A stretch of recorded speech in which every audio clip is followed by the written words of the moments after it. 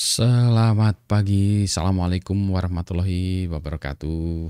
Berjumpa kembali dengan Budi Rajo di Padepokan Budi Rajo. Kita ngopi dulu.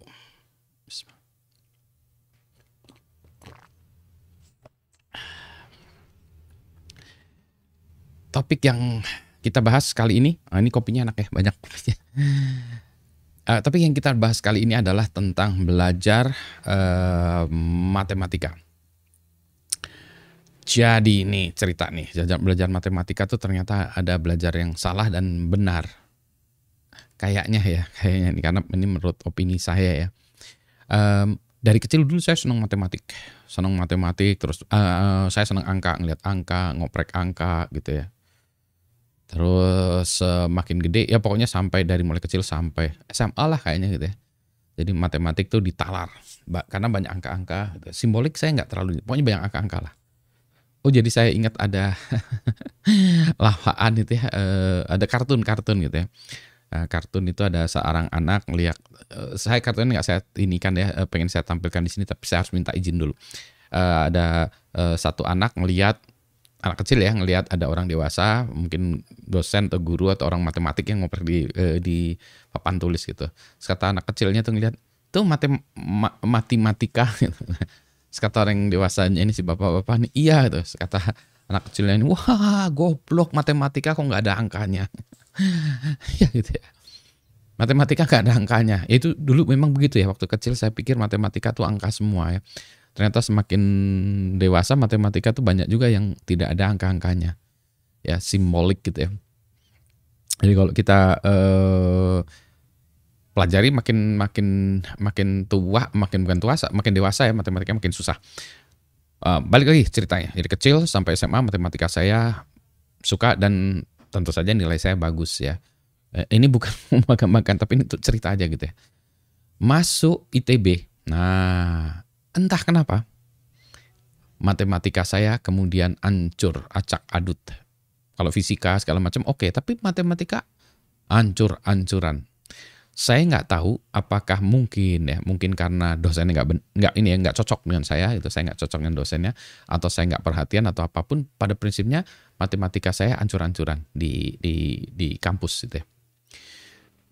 Setelah lulus S1, saya ngambil S2 dan S3. S2 saya mulai memperhatikan matematika lagi, tapi saya lebih banyak soal komputasi waktu itu ya. Tapi nggak terlalu banyak matematikanya. Maksudnya matematika yang simbolik tadi ya, persamaan diferensial nggak ada gitu-gitu ya. Nurunin rumus nggak ada, buktikan teorema ya, buktikan ini nggak ada. Baru saya S3 mampuslah saya, karena ternyata saya membutuhkan matematika yang luar biasa susahnya. Karena waktu itu saya mengambil bidang saya itu formal methods ya, metode formal yang harus membuktikan, pokoknya matematika banget lah, tapi matematikanya matematika logik ya, tapi susah, tetap sama susahnya, teorem prover segala macam gitu. Barulah setelah S2 itu ya, pas lagi S3 itu saya kembali suka matematik ya, baru mulai belajar matematik. Sayangnya bagi saya itu udah terlambat, saya hilang waktu S1 saya berapa tahun ya, 5 tahun kali ya, 5 tahun, dan S2 7 tahun saya kehilangan waktu mempelajari matematika foundation yang ada di kampus itu tidak saya kuasai.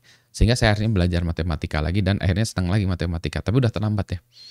Jadi matematika sekarang saya rada ngaco gitu ya, karena foundation di yang SD, SMP, SMA oke, kosong di tengah, baru lagi yang advance ya. Nah sekarang saya mulai mundur lagi, belajar matematika lagi. Nah itulah sebabnya saya suka baca buku ya, baca bukunya ada banyak buku yang matematika enteng-entengan deh. Nggak enteng juga sih, tapi dibahas dengan cara enteng. Misalnya Fermat's last theorem. Nah, nanti kita bahas ya Fermat's last theorem. Teorema terakhir dari si Fermat gitu ya. Pak Fermat ini, Mas Fermat ini ya.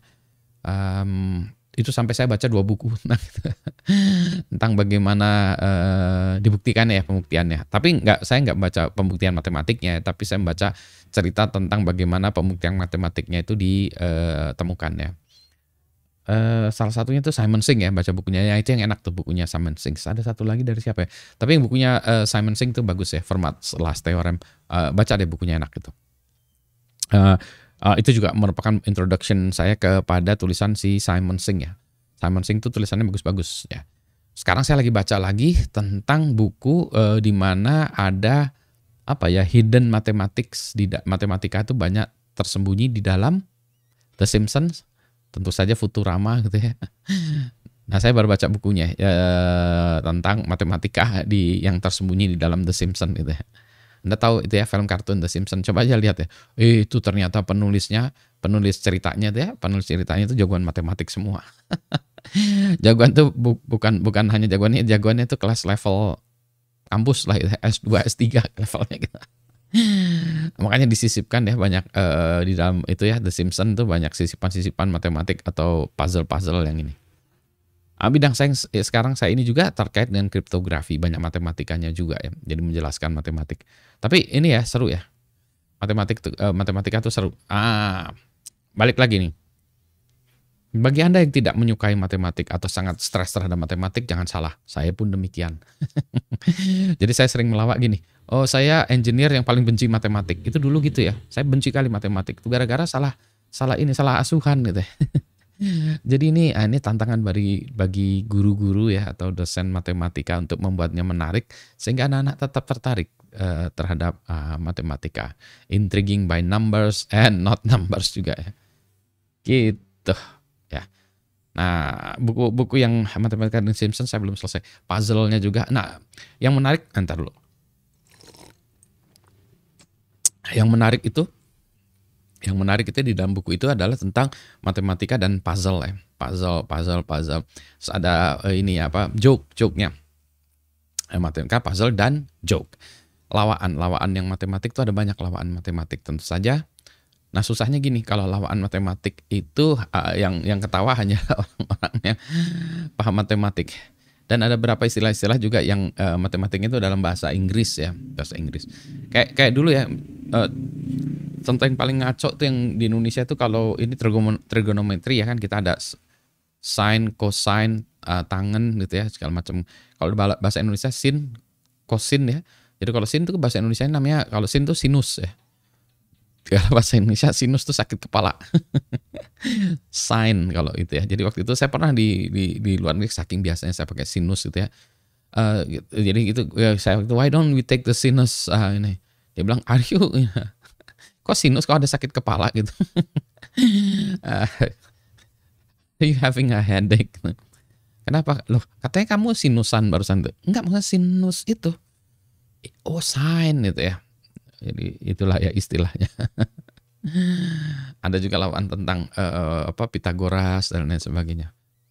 Saya ketawa sendiri nih kalau ini ya, ini Pak Budi gila ya. Ya gitulah ya. Nantilah saya coba ini kan ya matematika cara Pak Budi ya. Akibatnya sekarang saya harus diskusi dengan orang matematik untuk membantu saya memecahkan banyak persoalan engineering ya, yang mana itu harus diselesaikan secara matematiknya.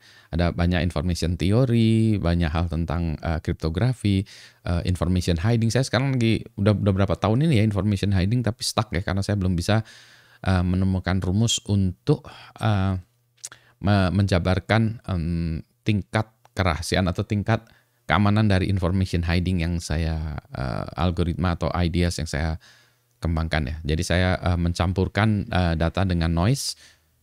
Nah, itu saya nggak bisa menghitung peningkatan keamanannya.